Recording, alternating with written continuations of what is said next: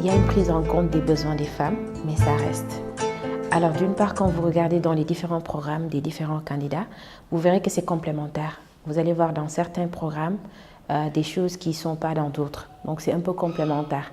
Alors ce qui veut dire qu'aujourd'hui, nous, ça nous fera plaisir de retrouver toutes ces propositions dans un seul programme et que ça puisse être appliqué, quoi.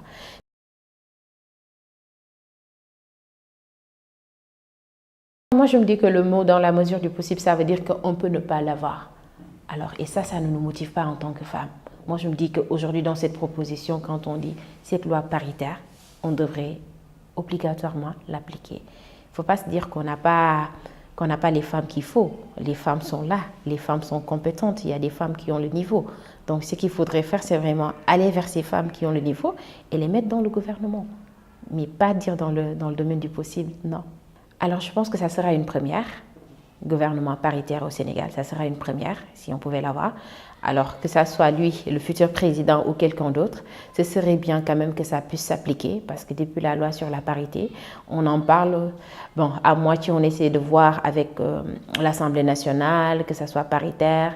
Mais moi, je me dis qu'aujourd'hui, l'administration peut être paritaire, on peut l'avoir. Alors, dans le sens où aujourd'hui, il ne va pas simplement le faire au niveau du gouvernement, mais j'aurais aimé qu'on l'applique aussi au niveau ministériel. Qu'aujourd'hui, au niveau de chaque ministère, qu'on puisse retrouver dans l'administration ministérielle des hommes et des femmes à titre égalitaire. Le nombre de femmes égale au nombre d'hommes. Et en même temps aussi, la jeunesse.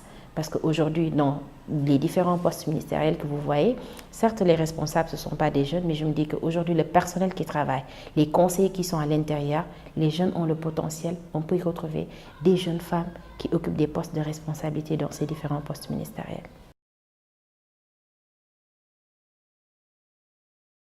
Par rapport à la proposition de Sonko sur les congés maternité de 6 mois, alors c'est une proposition qui vient à temps. Alors c'est vrai que ça a créé beaucoup de bruit au Sénégal. C'est vrai que les femmes s'y attendent. On avait besoin de ça. Donc d'une part aussi, c'est une bonne proposition parce qu'aujourd'hui les femmes, vous savez ce qu'il en est. Quand vous allez en congé de maternité, c'est 1 mois avant la maternité, vous partez, vous avez 2 mois de plus, donc juste 3 mois. Vous n'avez pas assez de temps vraiment pour vous occuper de votre bébé. Donc les 6 mois, je pense que ça vient à temps. Même si ça va un peu peser sur les votes, mais je pense que c'est une proposition qui est très pertinente, qui peut beaucoup aider les femmes, à condition qu'on l'applique évidemment. Et même si Sonko ne passe pas à l'élection, ce serait bien aussi que les autres candidats, ou plutôt le candidat qui sera le futur président, puisse vraiment appliquer cette proposition. Dans le programme du candidat Macky Sall, alors on parle du recrutement de 1000 sages-femmes. Moi, je me dis qu'aujourd'hui, on ne devrait pas se limiter à 1000 sages-femmes. Pourquoi pas recruter 2000, 3000, 4000 et autres, parce que le besoin est là. Alors regardez aujourd'hui, nous avons des sages-femmes diplômées qui sont là, qu'on devrait recruter et qui sont au chômage. Est-ce qu'il ne faudrait pas les recruter dans la fonction publique? Déjà, il y a un besoin au niveau de Kolda, de Tambacounda en matière de personnel médical. Ils ont besoin. Alors je me dis qu'aujourd'hui, ce qu'il faudrait faire, c'est de vraiment investir dans le recrutement de ces personnels de santé, tels que des sages-femmes, des gynécologues, des pédiatres et autres. Vous avez récemment vu le problème de Kolda. Alors je me dis qu'aujourd'hui, si on veut régler le problème de la santé, il faudra vraiment recruter plus de personnel de santé. Ne pas se limiter à 1000, mais augmenter ce chiffre-là, latisser large, recruter des infirmiers et autres. Une des propositions que j'apprécie dans les différentes propositions des candidats, c'est une proposition de Issa Sall sur tout ce qui est lutte contre les délits et crimes sexuels. Alors, même si ce n'est pas carrément clair, parce que nous, en tant que femmes, on s'attend à ce qu'on détaille et qu'on nous parle des violences sexuelles, qu'on nous parle des abus, qu'on nous parle des viols et autres, et des sanctions. Alors, on aurait aimé retrouver carrément les viols, tout ce qui est sanction ou criminalisation des viols. Alors, vraiment, si on avait ça, ça allait vraiment nous faire plaisir parce qu'aujourd'hui, comme vous le savez, au Sénégal, c'est le masla qui existe. Il y a beaucoup de cas qui vont au niveau de la justice et qu'après, il n'y a pas de suite ou de suivi ou bien les sanctions ne sont pas assez rigoureuses pour permettre à cette personne ou bien pour donner des leçons aux autres personnes qui voudront peut-être faire ces actes. Donc, je pense que c'est une bonne chose.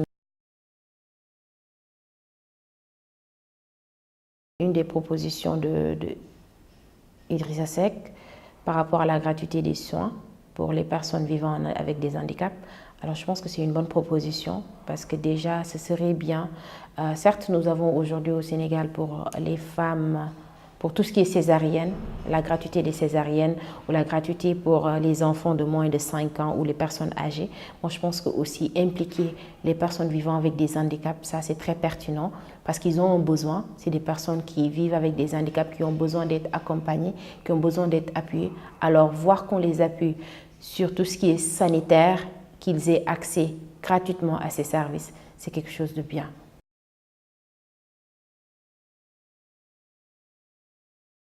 Je pense qu'ils ont touché carrément le nœud de ce problème, hein, tel que le financement des femmes, parce qu'ils savent qu'aujourd'hui, dans le développement, pour avoir un pays développé tel que le Sénégal, pour voir le développement de notre pays, il faut passer par l'accompagnement des femmes. Et pour accompagner les femmes, ils ont proposé, tel que le financement, l'investissement dans les projets des femmes, des porteuses de projets et autres. C'est une bonne chose, hein, mais je pense qu'aujourd'hui, ce qu'il faudrait vraiment, c'est de centraliser carrément ces différentes propositions, ou plutôt ces différents projets qui sont là, les structurer, bien les centraliser, parce qu'on a différentes structures qui s'occupent de ces problèmes de financement des femmes, financement des jeunes, financement autres. Il y en a beaucoup, il y a beaucoup de mécanismes qui sont là. Je me dis qu'aujourd'hui, ce qui serait bien, c'est de centraliser tous ces programmes qui tournent autour du financement de la femme pour permettre à ces femmes de bénéficier des financements, d'accompagnement. Alors, toujours par rapport à l'appui, toujours par rapport à ces financements aussi, d'alléger. Je demanderai à ce qu'ils allègent.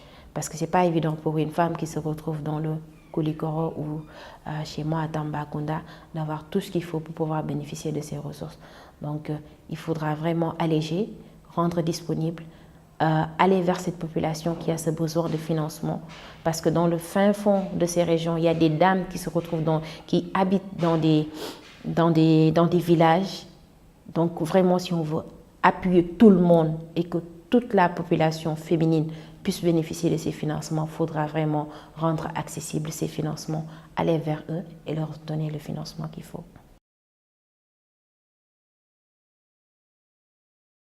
Moi, je dirais que je suis un peu déçue des différents programmes parce qu'il y a des questions que je ne retrouve pas dans ces différents programmes tels que les mariages d'enfants et les mutilations génitales féminines. Parce qu'aujourd'hui au Sénégal, c'est vrai que nous avons la loi 9905 sur les mutilations génitales féminines, tout ce qui est sanctions concernant cette pratique, alors que nous l'avons toujours. Quelles sont les dispositions qui sont prises aujourd'hui pour l'application effective de cette loi sur les mutilations génitales féminines? Et l'autre chose, c'est qu'aujourd'hui, on n'a pas encore le code de l'enfant. Nous n'avons pas le code de l'enfant. Qu'en pensent les candidats? Pourquoi on ne parle pas de ce code de l'enfant? Alors, autre chose, c'est les mariages d'enfants. Au Sénégal, l'âge légal du mariage, c'est à 16 ans pour la fille, avec le consentement du parent. Moi, je me dis qu'aujourd'hui, si on veut vraiment régler le problème avec le mariage d'enfants, c'est de relever l'âge légal du mariage chez la fille. Et je tiens vraiment à... Ça, c'est un appel que je lance à tous les candidats. C'est une omission, mais je pense qu'aujourd'hui, la personne qui sera élue comme président de la République du Sénégal devrait prendre en compte ces problèmes qui sont spécifiquement liés à la jeune fille.